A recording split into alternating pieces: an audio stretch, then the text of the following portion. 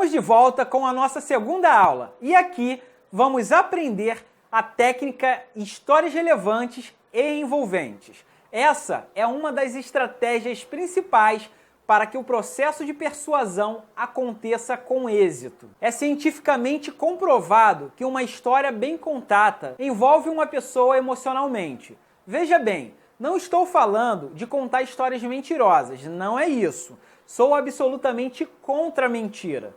O que eu quero dizer com histórias bem contadas é pegarmos a nossa experiência vivida e trazer para o nosso contexto profissional e técnico, relacionado ao assunto de impermeabilização. E de uma forma pensada e analisada, embrulhar essa história com a mais bela das embalagens, para que nossa história seja atraente e empolgante. Caso não saiba, o cérebro humano tem dois hemisférios, ou seja, dois lados. O lado direito, que é responsável pela emoção, criatividade e sentimentos. E o lado esquerdo, responsável pela lógica, razão e raciocínio. E é por esse motivo que decido falar pessoalmente sobre impermeabilização de estofados com o meu cliente, quando estou frente a frente com ele, cara a cara. O uso desta técnica, pessoalmente, é muito poderosa. Ela faz o cliente se envolver emocionalmente e, para nós, o objetivo é esse: fazer o cliente contratar o serviço de impermeabilização usando o lado direito do cérebro. Mas Yuri, manipular uma pessoa não é errado? Manipulação psicológica é errado sim, mas o que estou ensinando aqui no curso para você não tem nada a ver com manipulação.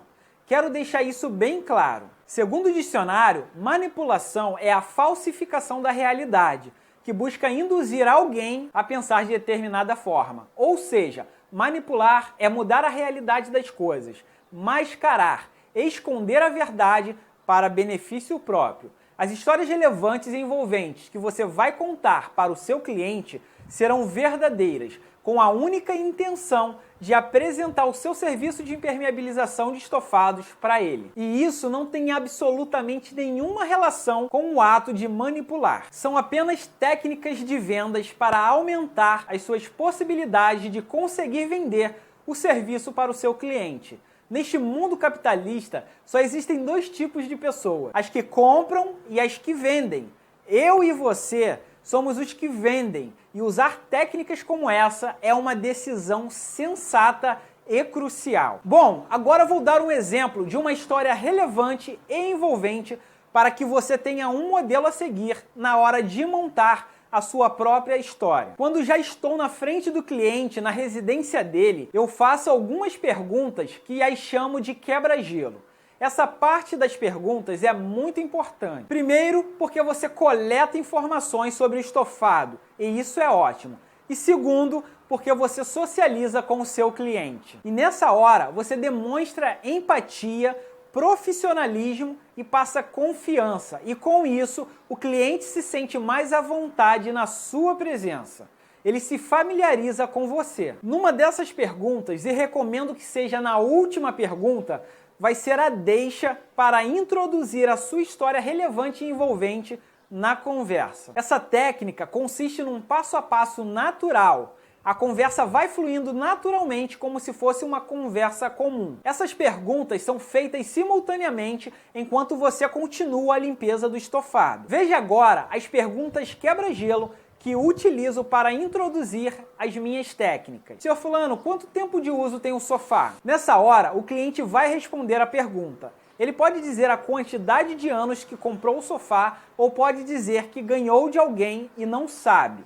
Enfim, ele vai responder alguma coisa. O senhor ou a senhora já lavou o sofá alguma outra vez? Para esta pergunta, ele pode dizer que sim ou pode dizer que não. Se responder que sim, pergunte se ele gostou da outra limpeza. Socialize com o cliente, interaja. E por último, pergunte: quando comprou o sofá, fez a impermeabilização nele? Ele vai responder que sim ou que não. Depois da resposta dele, é a sua deixa para introduzir a história. Não precisa ser uma história longa, seja breve e objetivo. Se a resposta for sim ou se a resposta for não, você precisa achar uma palavra coerente para servir de conectivo para introduzir a sua história. Eu vou usar o conectivo legal para o sim do cliente. Veja.